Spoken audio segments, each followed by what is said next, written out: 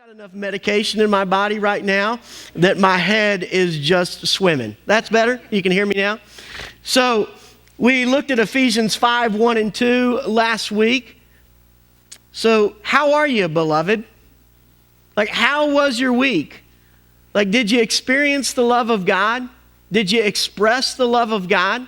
I got to tell you a little story that happened to me personally that was just, I can't think of a better word to describe it than weird.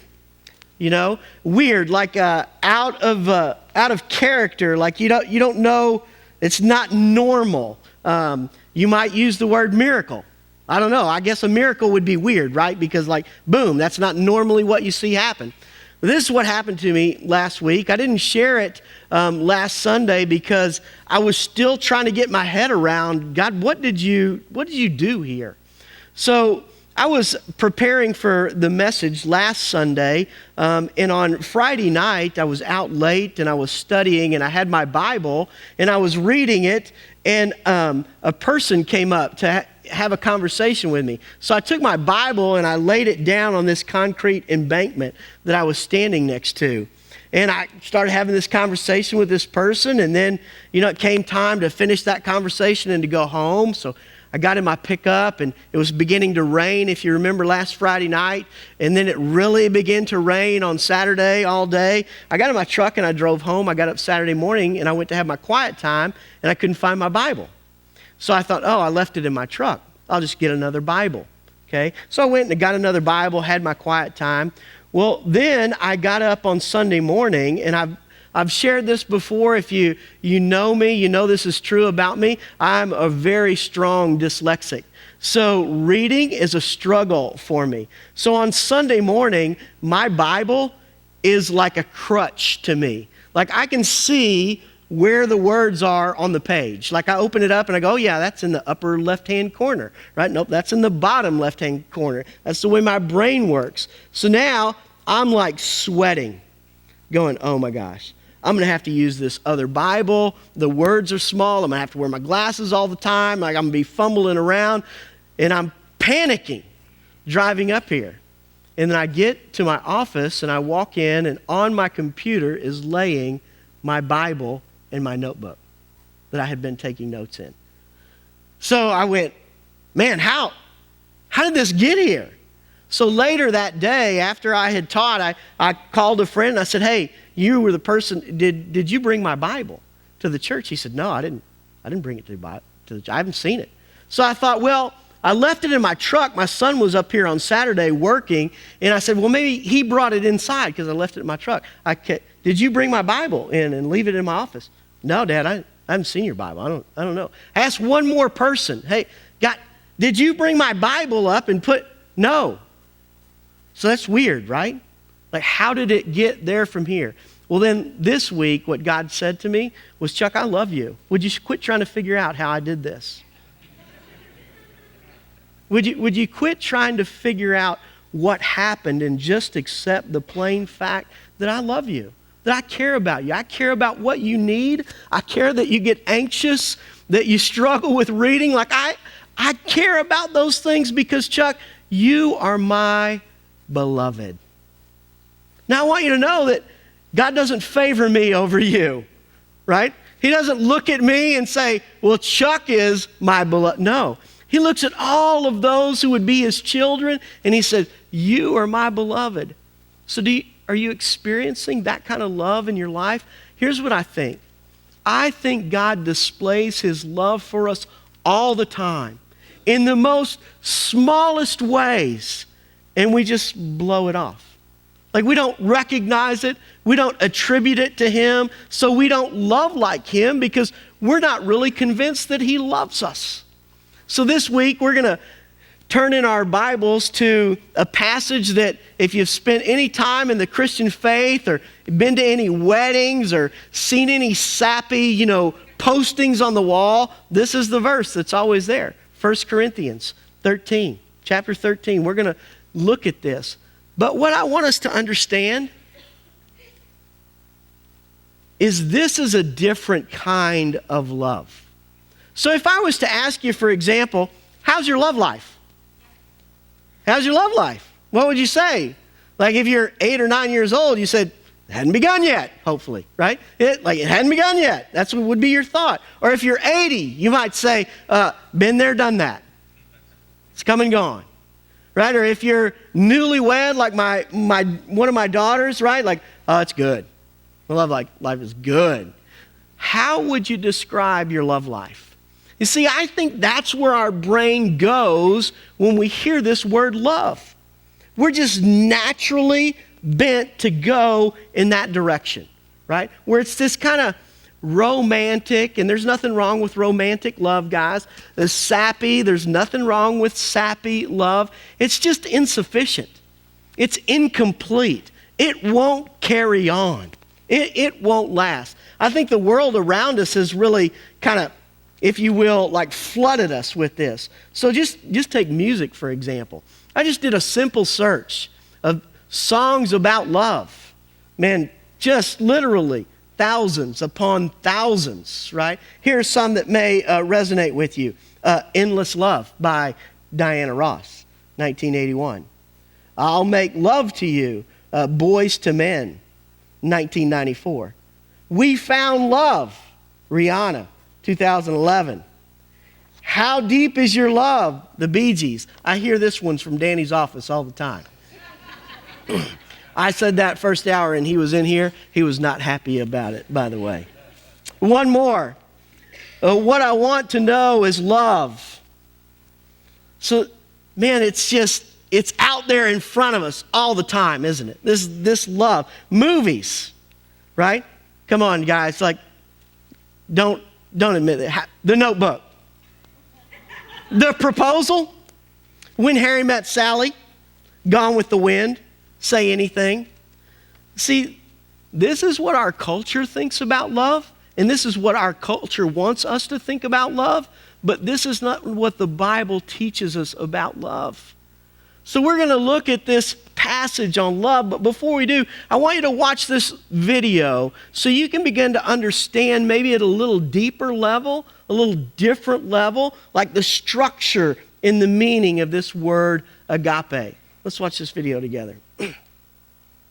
If you've heard of Jesus, you probably know about one of his famous teachings called the Golden Rule. Do to others what you would want them to do to you. And this, actually, is a restatement of something else that Jesus said, that the meaning of life is to love God and love your neighbor as yourself. Now, that's really beautiful, but what does he mean exactly by the word love? It's an unclear word in English, because you can love your mom and you can love pizza. And if the word love means the same thing in both of those cases, your mom's going to feel real bad. So what did Jesus mean in his language? Well, first of all, this love your neighbor phrase is a quotation from the Hebrew scriptures, where the word for love is ahava. However, the language Jesus spoke and taught in from day to day, it was a cousin language of Hebrew, that is Aramaic, in which the word for love is rachma. But then, as Jesus' followers spread his teachings around the world, they translated them into Greek, using the word agape. But here's what's fascinating. The earliest followers of Jesus, who wrote the books of the New Testament in Greek, they didn't learn the meaning of agape by looking it up in ancient dictionaries. Rather, they looked to the teachings of Jesus and the story of his life to redefine their very concept of love. So one time, Jesus was asked about the most important command in the Jewish scriptures. And he first quoted from the ancient prayer in the Torah called the Shema. Love the Lord your God with all of your heart.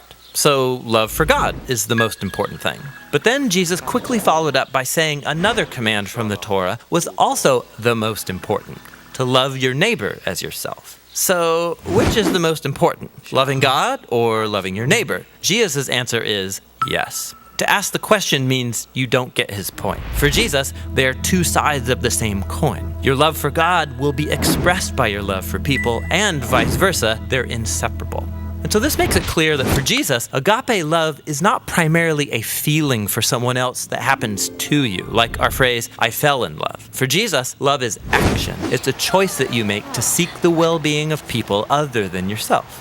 Jesus also went on to teach that genuine love for God and others means seeking people's well-being without expecting anything in return, especially from people who are in difficult situations, who can't repay you even if they wanted to. According to Jesus, this kind of generous love reflects the very heartbeat of God. And he took this even further. Jesus said that the ultimate standard of authentic love is how well you treat the person that you can't stand. Or in his words, you shall love your enemy and do good to them, expecting nothing in return. For Jesus, this kind of enemy-embracing love imitates the very character of God himself. Now, we wouldn't be talking about Jesus still today if he had only said things like love your enemy. This is how he actually lived. Jesus was constantly helping and serving the people around him in very practical and tangible ways. And he consistently moved towards poor and hurting people who couldn't benefit him in return. He showed love for the forgotten ones, the people who usually fall through the cracks. And when Jesus eventually marched into Jerusalem, he made himself an enemy of the leaders of his people by accusing them of hypocrisy and corruption. But then instead of attacking his enemies to overthrow them, he allowed them to kill him. Jesus died for the selfishness and corruption of his enemies because he loved them. After Easter morning, Jesus and then his followers claimed that it was the power of God's love for the world that was revealed in Jesus' life, death, and resurrection. As the Apostle Paul put it, God demonstrated his own agape for us in this: while we were still sinners, the Messiah died for us. Or in the words of the Apostle John, God's own agape was revealed when he sent his one and only Son into the world so that through him we could have life. And for John, then, this leads naturally to the conclusion, beloved ones, if that's how God has loved us, then we ought to show love for one another. So Christian faith involves trusting that at the center of the universe is a being overflowing with love for his world, which means that the purpose of human existence is to receive this love that has come to us in Jesus and then to give it back out to others, creating an ecosystem of others-focused, self-giving love. And that's the New Testament meaning of agape love. So I ask you again, how's your love life? Does it look like that kind of love? Do you experience that kind of love? This morning, as we look at these passages, I really want for you to hold firmly in your vision, your thoughts here, that this is the kind of love that God has for you. So we're going to read through these passages together, and we're going to make some application. And if you don't understand that first point, that this is the kind of love that God has for you, this unconditional, this holy and high love, then what you'll do is you'll read these passages and you'll only feel beat up. You'll only feel inadequate. You'll only feel like a failure. But you have to put the two together, and you have to know that God loves you so incredibly much. He has this agape, unconditional love for you. And he poured it out for you in the life and the death and the resurrection of Jesus so that you can live this way. And when you don't live this way, he still loves you exactly the same. He still loves you exactly the same. So let's turn our attention to this passage. So this passage is kind of bookended, if you will, in chapter 12, in the last verse of chapter 12, he says, "And I will show you a more excellent way." I will show you a more excellent way. More excellent than what? Well, than all of the gifts that he has described before. He's described all these gifts, and he said, hey, the gift of tongues, the gift of prophecy, and we're going to look at all these a little more in depth. He said, I'm going to show you a more excellent way, and it's love. That's one bookend. And then, at the other bookend, at the close of the passage, he says, now, faith, hope, and love abide. These three. But the greatest is love. Bookend. And kind of sandwiched in the middle for us is this incredible look of love. This incredible picture of love. So he says, starting in verse 1 through 3, if we speak in the tongues of men and angels, but have not love, I'm a noisy gong or a clanging cymbal. And if I have prophetic powers and understand all mystery all knowledge, wouldn't it be great to know everything? If I had faith, so to remove a mountain. This is the idea of if I could do the impossible. If I had that much faith to do the impossible,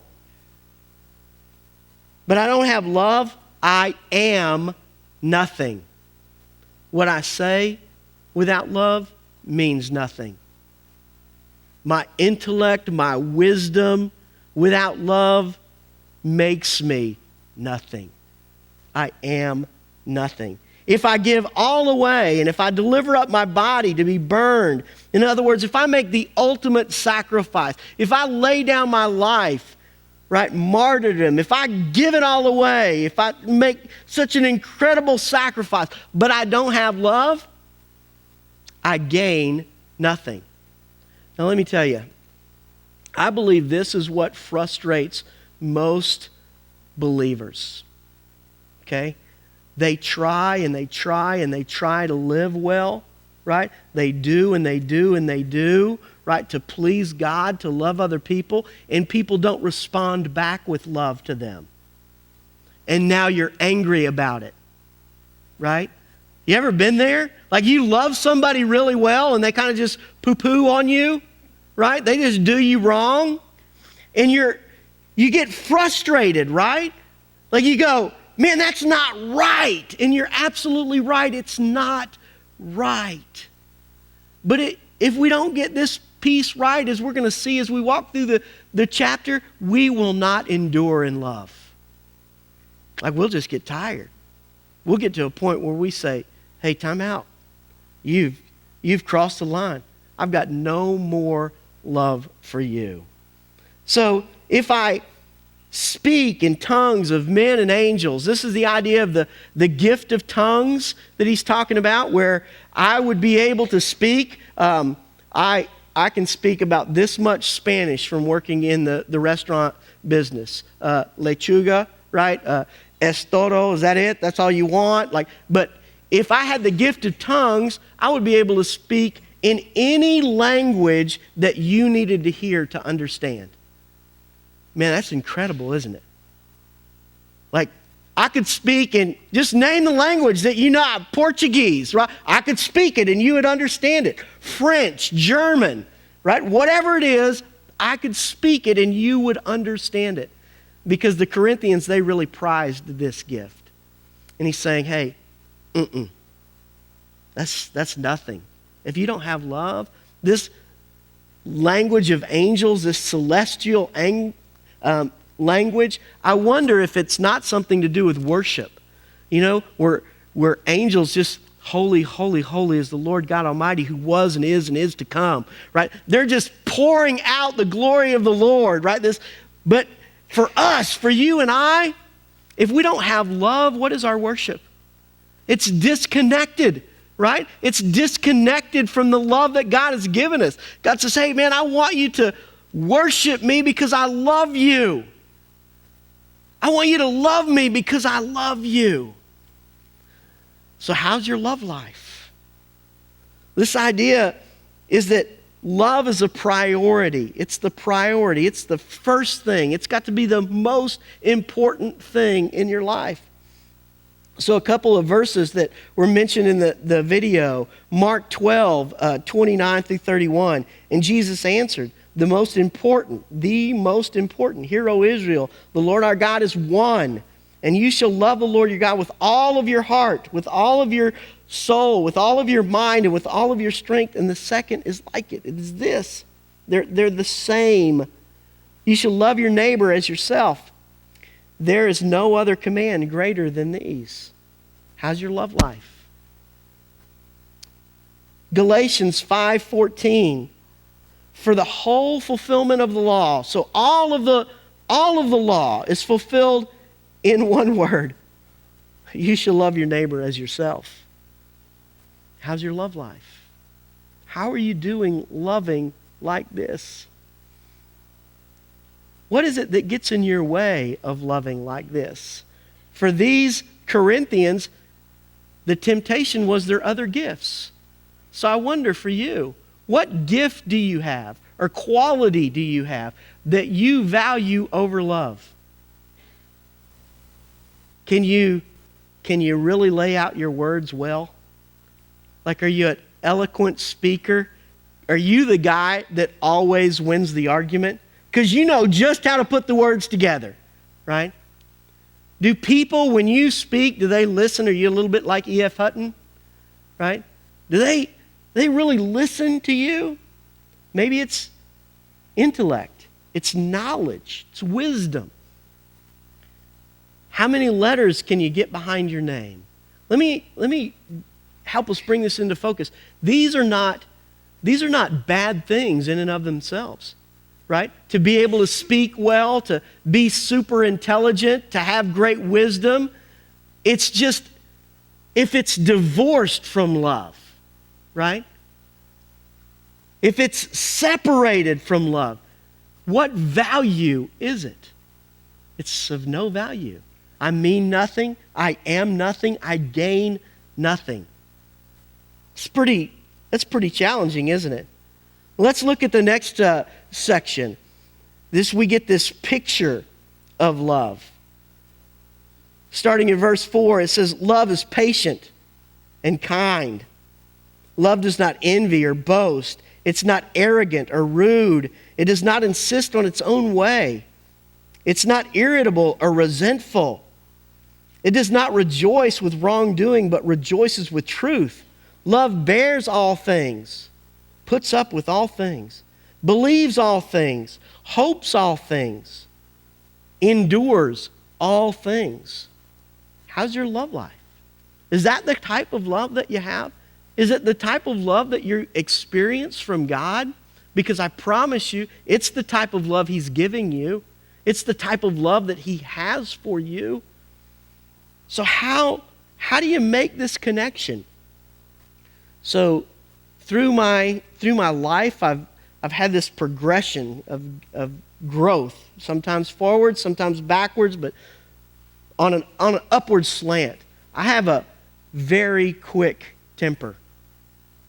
Lord, forgive me, I do. I can go from 0 to 60 faster than the most expensive Lamborghini you've ever seen. Now, I don't hold a grudge. Like somebody can, and I can let it go. I know people struggle with that. I don't hold a grudge, but man, I can get hot in a minute. You know what I'm talking about? Like that's the way you are. That's not this type of love. Love is patient. That's the word long-suffering, slow-burning fuse, right? So early on in our marriage, Tina came to me and she said, hey, babe, you got a problem with your temper. And I said, I have a problem with my temper. I'm passionate, baby. This is not a temper problem. I'm a passionate guy, right? I get excited about things. And like, she said, no, you got a temper problem. I said, no, I don't. And she did what you never want your wife to do. She said, ask your kids. Woo! That's the kind of girl you want right there. Ask your kids. So I thought one day, okay, I'm not afraid of that. I'm passionate. I don't have a temper problem. And I got my kids together. And they were ranging from the age of, I don't know, our youngest one was probably a kindergartner. And there's, how many years in between? 8? 8. There's 8 years in between. So, 6 to 14. Let's just say 6 to 14 years old. And I get them together. And I bring them into the living room. We're sitting around this coffee table. And I have these 3x5 cards. And I give them 5 cards each. And I say, okay, here's the thing I want you to do. I want you to write down one word on each card that describes me. Whatever word you think. Like, I'm your dad. Like, what do you think describes me as your dad? And I want you to know up front, there's going to be no repercussions for the words that you write on these things, And I could see them, their little brains going, yeah, right, come on. Right? And I said, no, really. Like, matter of fact, after this, we'll go do something fun together. Okay? But I want to know what it is. So I gave them a few minutes, and they did. They all wrote, their little things, and I gathered the cards together, and I began to read them. Nice. Funny. Angry. Loud. You see what they were telling me, right? Hey, Dad, there is this disconnect. There's this hypocrisy in your love. There's this thing that's not right about it. And I remember looking at these verses and going, oh man, Lord, don't let me raise a child that doesn't know what love looks like. Because if anybody ought to be able to show my child love, it ought to freaking be me, right? Their father. Like I ought to be able to show them what real love looks like. And God just pierced me. But he says, hey, love, it's patient. It's kind, too positive. And then a litany of negatives. Like to say to you, you don't get these two words. Patient and kind. So I'm going to have to tell you what it's not, because that's what you do all the time. This is the way you behave. The two that I gave you, they don't really strike it with you. So let me tell you the ones that you sometimes fall into. Okay? It doesn't envy. It doesn't boast. This word boast is about bragging, like making much of yourself. Do you struggle with that? Do you talk primarily about yourself? Do you find yourself building yourself up? Are you the greatest person in your eyes? Because that's not love. Okay? It's not arrogant. It's not rude. You know, it's not just what you say, but it's how you say it, right? Your tone, your tact. Are you rude? So yesterday, we replaced every light bulb in here. And about 7 o'clock, the lift that we were using failed. My son was up here working on it, so he's got to climb down, from the top. The power went out. And so he calls me and he says, hey, Dad, the lift went out. Can you come up? I said, okay, come up. Call the company to come and look at the lift. 3 hours later, they get here. And I'm thinking, oh, you're teaching this verses tomorrow, man. Right? So I say to the guy, hey, man, thanks for coming. Like, man, and he feels bad, I can tell, right? Because I tell him, I was getting worried, am I going to have to preach from this thing tomorrow morning? Right? Because it's dead. And he works on it and gets it right. But I want you to know, without this picture, without this, I would have been rude. Man, what took you so long? You know how long I've been up here? Do you know what I have to do tomorrow? Do you know what's going on in my... Do you know I don't feel well? I would have been rude. But this word, this love that God has for me challenges me. Don't be this way. Be actually kind. Be friendly. Thank Him for coming 3 hours later. How's your love life? This is challenging. Matthew 5, 43-44. He says, you've heard it said, you shall love your enemy, or love your neighbor and hate your enemy. But I say to you, love your enemy and pray for those who persecute you. Later on in that chapter, he says, be perfect as your heavenly Father is perfect. The mirror verse to that in Luke 6:35-36. But love your enemies and do good and lend, expecting nothing in return. And your reward will be great, and you will be sons of the Most High. For He is kind and ungrateful. For He is kind to the ungrateful and the evil. Be merciful, even as your heavenly Father is merciful. It's a picture of love. But my question to you is, what's the limit to your love? What's the part to where you say, nope, no more. I'm done. There's no more love for you. Because when I read the New Testament and I look at this love that God has for us, there is absolutely no limit to us. Now, let me be clear. There are other words for love, right? Take eros, for example. It doesn't show up in the New Testament, but in the Greek language, it was a prominent word for love. It's where we would get our word erotic, right? It's also the love that a husband and a wife has for each other. Let me assure you, I cheat on my wife, she is no longer going to feel this love for me. That's not what we're talking about here. We're talking about deeper than that, bigger than that. Would she still be able to love me, though she may kick the snot out of me? I'm teasing with the kick the snot, maybe. Would she still be able to love me? Man, that's so challenging, isn't it?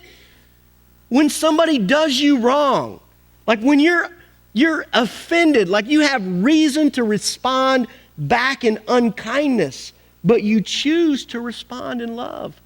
What's the limit? What's the limit? I love this quote by Mother Teresa.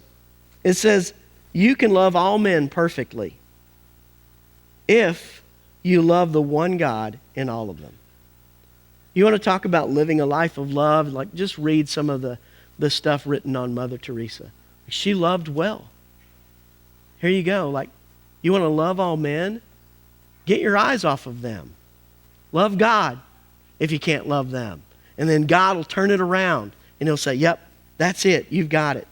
As we wrap up and we go back to the verse, just making this final observation is just this big idea of the permanency of love. The permanency of love. Love never ends. As for prophecy, they'll pass away. As for tongues, they'll cease. As for knowledge, it'll pass away. Think about that. Like all of these things, one day, they won't matter. They'll pass away. For what we know in part, we prophesy in part, but when the perfect comes, the partial will pass away. When I was a child, I thought like a child, and I spoke like a child, I reasoned like a child. But when I became a man, I put childish ways behind me. Are you growing? Are you growing in your love? You see this progression. When I was a child, I acted like this, but now I'm growing. I'm a man. For what we see in the mirror dimly, but then we'll see face to face. And now what I know in part, then I shall know fully. Even if I have been as I have been fully known. So now faith and hope and love, they abide. And these three, but the greatest of these is love. See, love is permanent. It's never going to pass away. It's never going to pass away. The question for you here is, will your love endure? Life's a marathon. Loving people is a marathon. Tina and I have said for years that God sends you to people and people send you right back to God, right? This is the way it works, right? God sends you to people, oh my gosh, right? I'm a people. I'm one of those. I know I frustrate people. I know I give them the, right? Sends you right back to God. Will your love endure? I want to turn your attention real quickly to just this passage in John 21. This is a story of Jesus on the seashore. Remember, Peter has denied him 3 times, and he's presenting himself to Peter, and he says, when they had finished breakfast, Jesus said to Simon, "Simon, son of John, do you love me?" This word of love me is agape. Do you agape me? Do you have this kind of love for me? This unconditional, like no limits, no stop kind of love. Here's Peter's response. He said to him, "Yes, Lord, you know that I love you." Not agape, phileo, friendship. He doesn't get it. He doesn't get it. One more time he says to them, "Hey, Peter, a second time, son of John, do you love me?" He says, "Yes, Lord." Again, Jesus says to him, "Do you agape me?" He says, "Yes, Lord, I love you." Phileo. Will your love endure? Just in case you're wondering, the last time Jesus changed it. He said, "Do you phileo me?" And he said, "Yeah, I phileo you." As the worship team comes back up to lead us in worship, I want us to think about this morning. How's your love life? How are you doing? You see, it doesn't matter how long you've been a Christian. It doesn't matter about where you are in your relationship with someone. It matters about what you're allowing God to do in and through you, right? He's working on you. Why is he working on you? Because you're not Jesus. That's it. When's he going to stop? When you look like Jesus, right? When he makes you into the image of his Son. And he loves you so much that he's not going to stop. And your spouse is thankful, your children are thankful, your coworker is thankful that he is continuing to work on you. But if you don't know the depth of the love that he has for you, you'll just feel beat up on all the time because you're not like Jesus. But when you know how much he loves you, and then you live from that love, you'll change the world around you, beloved.